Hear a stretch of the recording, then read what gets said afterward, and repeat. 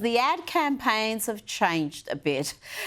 They've gone from this under the Biden administration. Although I had a fairly typical childhood, took ballet, played violin, I also marched for equality. I like to think I've been defending freedom from an early age. Yep, that was under Biden. This is the latest ad. No more distractions. No more electric tanks. No more gender confusion. No more climate change worship. We are laser focused on our mission of warfighting. We will measure our success not only by the battles we win, but also by the wars we end, and perhaps most importantly, the wars we never get into. It's called peace through strength. Through our power and might, we will lead the world to peace. Our friends will respect us, our enemies will fear us, and the whole world will admire the unrivaled greatness of the United States military. We will replenish the pride of our armed forces, end the recruitment crisis. We don't fight because we hate what's in front of us. We fight because we love what's behind us. God bless you. God bless our armed forces. God bless our men and women serving overseas. And God bless the United States of America. Joining me now is comedian and host of Primetime with Alex Stein on Blaze TV. Alex, it makes you want to sign up. That is some inspiring stuff. No doubt about it. And now that young soldiers don't have to worry about being basically under the thumb of a person with gender dysphoria that's mentally ill, I think they have a lot more confidence in joining the armed services. So I'm happy that people like Rachel Levine are now banned from joining the United States Armed Services. So Pete Hegseth and Donald Trump have given the American people, and especially the young American people, faith into our armed services. It's beautiful. I love to see it, and I can't wait for more young people to sign up and actually support our country in a positive way and not some sort of weird LGBTQ gender mafia way.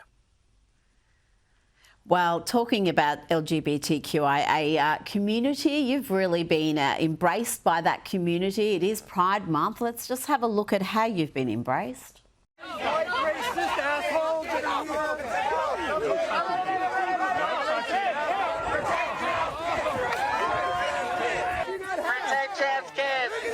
Protect a kid by cutting off his genitals. Get up! Get up!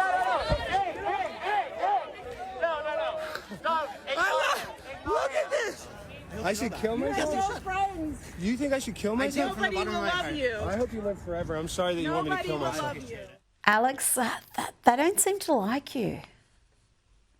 No, Rita, but I mean, they're on a lot of pharmaceutical drugs, and luckily for me, the estrogen hormone keeps them pretty docile and pretty weak, so they're not too tough. So thank goodness. They didn't look too docile. Pumping through them.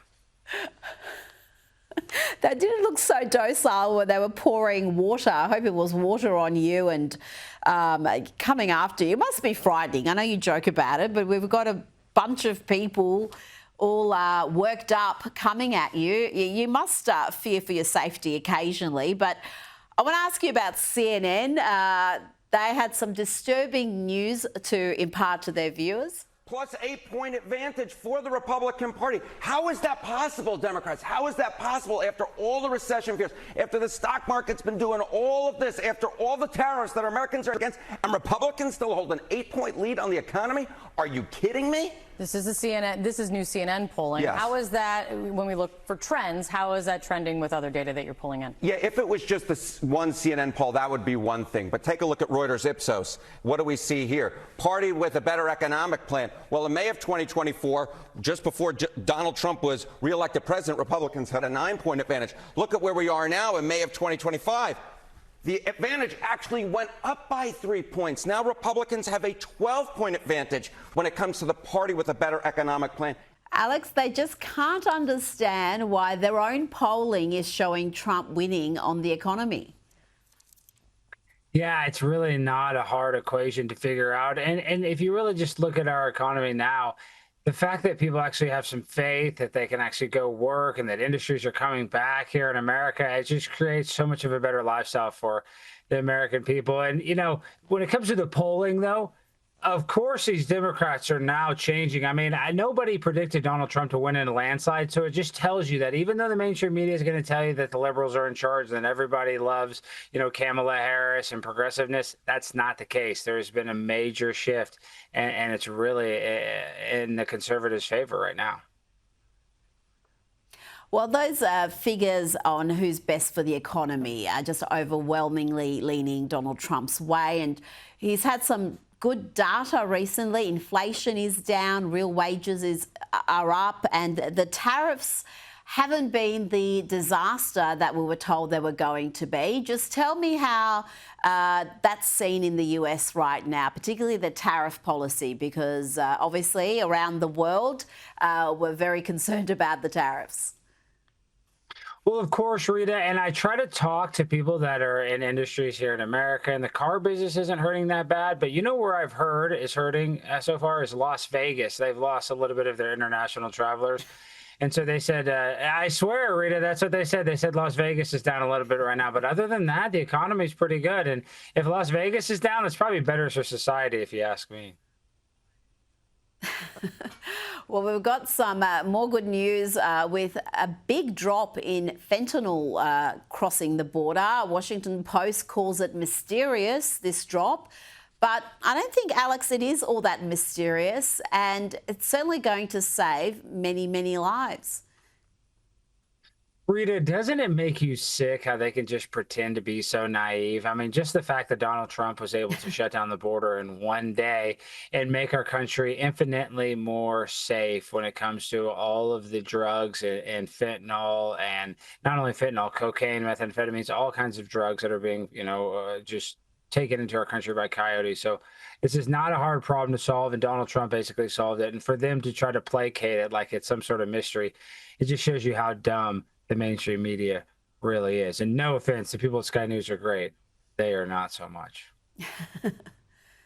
No, we call it the leftist mainstream media. Is Donald Trump getting any credit at all? We know they hate him, and it's just relentless negative coverage of all things Trump. But for things like the border and, the fentanyl numbers dropping, the economy, is there any credit going the Trump administration's way yet? No, seriously, the only complaint that I have seen in Trump's administration right now, because, I go to these college campuses and I debate, is the deportation of Abrego Garcia. And honestly, Abrego Garcia, the Trump administration, they admit that they didn't give him fully due process, but he came here illegally, so he got kicked out illegally. And that's one person. That's not the overwhelming majority of, the situations when it comes to deporting people. So other than that, I mean, when it comes to the economy, when it comes to January 6th, when it just comes to the overall, feelings that people have when it comes to our safety and especially our geopolitical relationships, people have never been more satisfied than in the past 4 years than we are today, especially under, Joe Biden, Sleepy Joe. Alex Stein, thank you for your time.